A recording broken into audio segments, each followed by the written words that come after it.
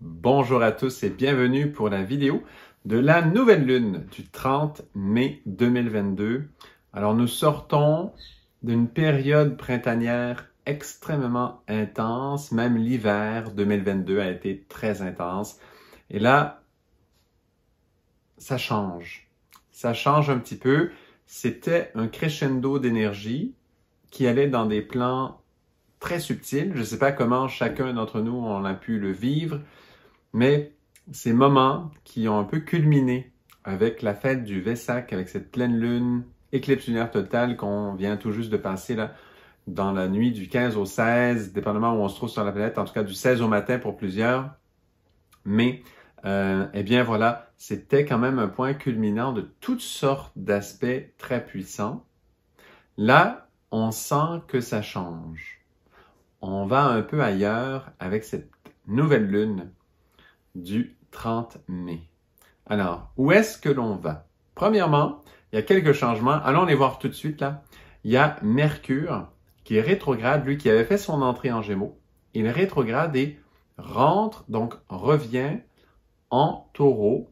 Et là, en Taureau, il devient en conjonction, il est dans l'axe des nœuds lunaires, donc il va se placer là près d'Uranus, dans l'axe des nœuds lunaires, et il vient faire un carré à Saturne, qui lui se trouve en Verseau, bien sûr. Donc ce Mercure en Taureau qui revient, c'est très particulier. Il se prend un carré à Saturne, il fait aussi trigone à Pluton, il a un sextile à Neptune, et il est dans l'axe des nœuds lunaires, tout près d'Uranus. C'est quand même un Mercure qui reçoit, c'est lui qui reçoit le plus d'aspects dans cette fameuse nouvelle lune. Et ce qui est particulier, c'est que les luminaires, eux de leur côté, Soleil et Lune, sont entrés dans le signe du Gémeaux. Là où était Mercure, dans son signe à lui, on sait que le Mercure gouverne le signe des Gémeaux. Et donc, le Soleil et la Lune sont entrés là, chez Mercure, entre parenthèses, et Mercure, lui, rétrograde à ce moment-là. On se rappelle que le Soleil et Mercure se sont croisés à l'entrée du Gémeaux lors de cette fameuse pleine lune du 16 mai. Eh bien, ils s'étaient croisés là. Eh bien, effectivement, les luminaires entrent en Gémeaux et Mercure, lui, est retourné en Taureau pour se prendre tous ces aspects. Ça veut dire quelque part que notre pensée, la pensée humaine, eh bien, revient en arrière. Nous étions propulsés dans des plans subtils, à souhait, ça allait de l'avant. Mais là, c'est comme si la force taureau, matérielle, nous rappelle un petit peu. Elle dit, c'est très beau, cette nature supérieure, ce moi supérieur, cette individualité ou ce côté vraiment noble, grand, puissant de l'être humain. On a été là, toucher ce monde comme rarement, avec tous les aspects, les conjonctions à Neptune qui ont eu lieu en début printemps. Et là, on revient un petit peu sur Terre, dans ce monde taureau, et voilà que le Mercure, la pensée, se prend tous ces aspects. Comme je dis, carré Saturne, trigone Pluton et sextile Neptune, dans l'axe des nœuds lunaires et conjonction, mais ce n'est pas une conjonction exacte, mais disons proximité d'Uranus, dans le signe du Taureau. Et donc, c'est un Mercure, ça veut dire notre mental se dit, voilà, on revient maintenant dans la réalité matérielle, dans le contexte matériel, et là, voilà, il y a toutes ces forces de ces planètes qui sont, quand même quand on dit Pluton, Saturne, Neptune et Uranus, nous avons les 4 planètes les plus éloignées, on sait que Pluton est une planète naine, mais quand même, les 4 planètes les plus éloignées du système solaire, dans celle-là qu'on va compter vraiment en astrologie peu classique. Et donc, on a quand même les 4 forces les plus loin. Ça veut dire qu'ils travaillent dans les plans les plus exigeants, les plus subtils, les plus grands, qui nous dépassent le plus. Et tout ça vient affecter notre Mercure qui, lui, revient en Taureau. Il termine là sa rétrogradation. Il vient la terminer à peu près à ce moment-là, un peu plus tard, quelques jours après. Il termine sa rétrogradation. Après, il repartira. Il reprendra le chemin des Gémeaux. Mais pour le moment, lors de cette nouvelle lune, vraiment, il est là en Taureau, dans cette matière, et il voit les conditions, il voit l'ampleur, Il se prend plein de questions et il ne comprend pas tout à fait. C'est un moment où là, notre pensée revient dans le concret. On a été dans des plans très élevés. Pour ceux qui ne l'ont pas fait, qui ne l'ont pas vécu, eh bien, ce n'est pas grave. Quand même, dans l'humanité, sur Terre, ça se vivait. Il y avait ces forces qui montaient, il faut le savoir quand même. Et donc, pour ceux qui ont eu l'ouverture, qui ont fait ce travail, qui ont été dans cette ligne, eh bien, ça a monté beaucoup. Là, le mental revient. Il y a une force qui revient dans le plan concret et qui dit « Mais est-ce que ça fonctionne, toutes ces choses? Comment on fait pour les appliquer après? » Je ne sais pas pour vous, si parfois vous participez à des grandes méditations, des grands échanges extraordinaires, vous avez des moments, des pics énergétiques très grands. Après, on revient soit au boulot avec toutes sortes de problèmes, de complications, ou on revient dans des moments un peu plus concrets, plus matériels. Et là, on se dit, mais toutes ces belles choses que je suis allé contacter, comment je fais pour qu'elles puissent vraiment s'incarner? Descendre dans cette force de taureau, descendre dans cette force d'incarnation. Et ça, ce n'est pas facile, en fait. En fait, c'est réellement difficile d'y arriver. Et c'est difficile parce que notre mental, cet intellect, c'est lui qui soustrait, c'est lui qui doute, c'est lui qui réduit certaines choses. Et donc, quand il sent ce doute, quand il voit que on a eu une connexion spirituelle forte, grande, mais là, extérieurement, vraiment, ça ne répond pas. Il y a comme, ce n'était... Et là, on doute et on se dit, ce n'était pas vrai. Et là, on vient douter comme ça. Et c'est un grand test puisqu'en même temps, un autre aspect important de cette nouvelle lune, c'est la Vénus qui entre en taureau, elle au tout début taureau. Donc Mercure est plutôt vers la fin taureau parce qu'il vient juste de rétrograder, donc de rentrer à nouveau en quittant les Gémeaux parce qu'il rétrograde. Et Vénus, elle, c'est au tout début. Et elle se prend aussi un carré, tout comme Mercure se prend un carré à Saturne, eh bien Vénus se prend le carré à Pluton. Et donc deux carrés, un à la fin taureau avec Mercure, un au début taureau avec Vénus. Et donc ça nous dit effectivement ce taureau qui a Uranus en son centre, en plein milieu du taureau on a Uranus, eh bien là, ce côté matériel, on le voit qu'il souffre, on le voit qu'il est en difficulté. On s'est échappé, on a été vers les hauteurs pendant tout le début printemps, en tout cas, les forces étaient là pour le faire. Après, chacun est responsable de lui-même, chacun décide où il met sa conscience, mais tout était là. Là, maintenant, les forces disent, OK, on revient dans ce taureau, allons voir qu'est-ce qui s'y passe. Et même Vénus, ça veut dire cette douceur, cette capacité à vivre la joie, à vivre l'amour, à vivre cette douceur de la vie, eh bien, elle aussi se prend le carré, et là, c'est Pluton qui dit, il y a des choses incontournables auxquelles il faut faire face.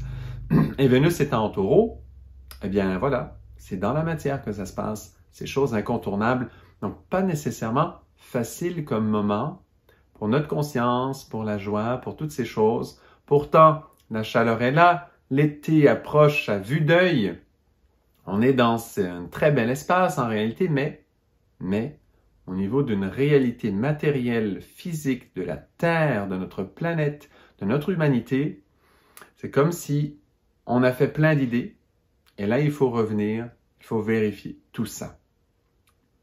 Il faut aller vérifier tout ça. Ce qui est intéressant, quand même, c'est qu'il y a encore un autre aspect très puissant, c'est la conjonction de Jupiter et Mars.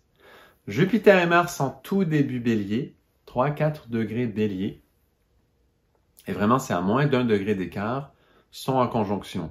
Il faut savoir que ce sont ces deux grandes planètes-là quand même qui ont visité Neptune dernièrement. Ils sont là, les deux à l'entrée du Bélier. On le sait que Jupiter a un cycle de 12 ans, donc là il entre à nouveau dans le cycle du zodiaque, le Bélier étant le premier signe du zodiaque, il entre à nouveau. Et là c'est une conjonction où la force, la puissance, la maîtrise et la direction de Jupiter, étant en conjonction à Mars, est capable de diriger cette volonté martienne en Bélier très fort.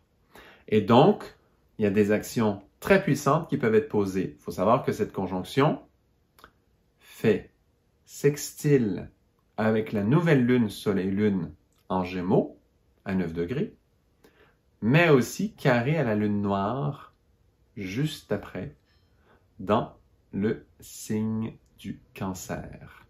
Et donc, on a, voilà, ces aspects qui ne sont pas faciles, qui sont devant nous et qui vraiment nous disent qu'il y a des forces qui vont prendre des décisions, qui vont pousser. Certes, le sextile est bien beau, mais le carré à la lune noire, il dit, cette volonté qui va de l'avant, est-ce qu'elle est capable d'être fidèle à la ligne d'en haut, à la ligne du ciel? Est-ce que cette conjonction Jupiter-Mars, ça veut dire Jupiter, c'est la force qui décide, qui donne la direction. Elle donne la direction directement à Mars, qui lui fait l'action, il fait les choses. Mars, c'est le moteur, c'est lui qui bouge. Hein? Et donc là, ils sont directement ensemble, donc une capacité de prise de décision et d'action directe extrêmement puissante. Mais un carré à cette lune noire. Donc, qu'est-ce qui se passe? Comment est-ce que cette volonté puissante va pouvoir s'exprimer? Le sextile à Soleil-Lune, c'est pour dire, voilà, il y a une lumière qui est entrée dans le monde des Gémeaux, là où était Mercure, avant qu'il rétrograde, là où était cet essor, on avait dit pour Mercure, c'est l'enfant qui ose venir sur Terre dans une période troublée, et qui dit, oui, c'est possible d'y vivre la vie supérieure sur Terre. Il y a eu des exemples, parce qu'on était dans les conjonctions à Neptune en Poisson. Et là, la lumière des luminaires arrive en Gémeaux, elle éclaire la situation, et c'est comme à la lumière de notre conscience diurne, c'est exactement comme ça. On va dans une méditation, dans un échange, on va très très haut, on revient après sur Terre entouré de ce qu'il y a concrètement notre réalité autour de nous, et on se dit, attends, mais le ciel, en fait, il n'est pas là. Et soudainement, on doute de cette nature supérieure, on doute que les anges sont là, on doute que les êtres de lumière sont là pour vrai, qu'ils travaillent et qu'ils orchestrent tout. On doute un peu de ça. Parfois, on doute beaucoup de ça, dépendamment de ce qui se passe autour de nous. Et donc, les luminaires entrent en Gémeaux éclairent ça. Mercure lui retourne en Taureau, dit « j'ai oublié quelque chose n'a pas été placé, je dois vérifier ». C'est troublant un peu ce qu'on y trouve. Et là, Jupiter-Mars disent « nous prenons des actions ». En carré à la lune noire, on dit « ces actions, ce n'est pas gagner d'avance leur niveau éthique. Ce n'est pas évident. Est-ce qu'on va être capable d'être en ligne avec la voie du ciel et c'est ce qui est demandé. Et donc, en voyant toutes les conséquences autour de nous, en voyant la réalité là où nous en sommes aujourd'hui, non pas les rêves, les visions grandes, les inspirations, mais vraiment, là, matériellement, concrètement, dans le signe du Taureau, cette terre fixe le plus matériel, où est-ce que nous en sommes aujourd'hui? Hein? La pollution, les injustices, les ci, les ça, les problèmes, on ne sait à quel point il y en a. Et bien là, soudainement, on les retrouve et on se dit « Oh, quelle décision prendre? » Et c'est un énorme défi que l'on voit là, parce que le Mercure, lui, se prend plein de pression. Alors, comment réfléchir juste? Comment trouver la pensée juste dans un moment pareil? Alors qu'on voit tout autour de nous, les pressions se resserrent, les aspects à Neptune se calment. Eh bien voilà, comment Jupiter et Mars pourront prendre la bonne décision? Il semble n'y avoir aucune issue. Et pourtant, il y a toujours l'issue. Et c'est très simple. C'est si l'on voit le fil rouge, si l'on voit le fil qui unit toute cette vie et que l'on ne fait moins de différence entre ce qui est passé et ce qui est aujourd'hui, et que l'on voit que dans cette année 2022, eh bien, les conjonctions avec Neptune, d'où sortent Jupiter et Mars, Jupiter et Mars doivent se rappeler, mais quelle est cette force de cette nature supérieure que l'on vient de toucher? Quelle est cette inspiration? Si Jupiter et Mars se rappellent de ce qu'ils viennent de vivre, ils pourront prendre des décisions dans cet espace concret, même si le Mercure est un petit peu peut-être, ça veut dire le Mercure, notre pensée est peut-être un petit peu affolée à cause des conditions extérieures, eh bien si on se rappelle bien ce que Jupiter et Mars viennent de vivre, et là, si vous ne vous rappelez pas ce qu'on a dit à ce moment-là, allez voir les vidéos où il y avait la conjonction Jupiter-Neptune, la vidéo là, de la pleine lune du 16 mai, où il y avait la fête du Vesak, où Mars était en conjonction à Neptune. Ah, il faut retourner voir ces moments-là, il faut les revisiter pour rafraîchir la mémoire à ce Mars et ce Jupiter, pour que leur sextile ou luminaire dise « Nous prenons des décisions qui vont dans le sens de ce que nous venons de vivre. Nous nous enrichissons du vécu que nous venons de traverser. Nous n'oublions pas tout. Nous nous rappelons de ces méditations, de ces moments subtils, de ces moments où on a été touché des espaces lumineux. On a vu la mission qui nous attendait et nous sommes en mesure de l'accomplir. » Un moment très précis puisque c'est le temps d'accomplir les choses. C'est le temps d'accomplir la mission que l'on a perçue avant, dans les conjonctions à Neptune. Et Vénus, elle aussi a eu sa conjonction à Neptune. Là, elle est mise au carré à Pluton, ça veut dire elle est vraiment vérifiée. Quel bonheur, quelle joie, quelle légèreté est-ce que l'on choisit? Comment cette Vénus qui touche son monde, elle aussi. Taureau, c'est le monde de Vénus. Et donc, une fois qu'elle touche son monde, où elle peut goûter la joie qu'elle aime tant, mais quelle est cette joie qu'elle choisit? C'est laquelle qu'elle choisit, rendue là? Une fois que c'est possible, mais qu'est-ce qu'elle va choisir? Et toute la décision est dans Mars et Jupiter, cette conjonction extrêmement précise, extrêmement importante, qui fait sextile en plus à la nouvelle lune, c'est évident, c'est quand même l'aspect majeur, mais je voulais d'abord montrer Mercure et Vénus en Taureau, qui sont comme ça mises sous pression énormément, qui sont en train de nous dire la réalité matérielle, les amis. Là, on y retourne, là. Ça y est. Les planètes personnelles ont quitté le signe des Poissons, ont quitté les conjonctions à Neptune exceptionnelles. Même Jupiter a quitté. Et donc, nous ne sommes plus dans cet espace, mais il faut s'en rappeler. N'oublie pas la douceur du Seigneur, la bonté du Seigneur. N'oublie pas cette lumière que l'on a eu la chance de côtoyer. Ne pas oublier ces moments, ne pas oublier cette grâce, même si pendant cette grâce, on a dit, mais il y avait quand même des problèmes. C'était pas quand même des moments parfaits. Et pourtant, les forces étaient tellement intenses, tellement belles, tellement grandes, que oui, dans certains plans, tout était là. Donc, on peut se rappeler qu'est-ce que l'on a vécu, comment on aurait pu vivre ces moments encore peut-être plus beaux, plus intenses, et il faut se rappeler ces moments pour qu'à ce moment-là, de cette nouvelle lune du 30 mai, eh bien, nous soyons en mesure de prendre le bon choix, que notre force jupitérienne, notre force martienne, qui travaillent ensemble dans une conjonction toute spéciale, soient unis en bélier dans un nouveau cycle, mais remplis de leur conjonction en Neptune en Poisson qu'ils viennent juste de traverser. Remplis de ça.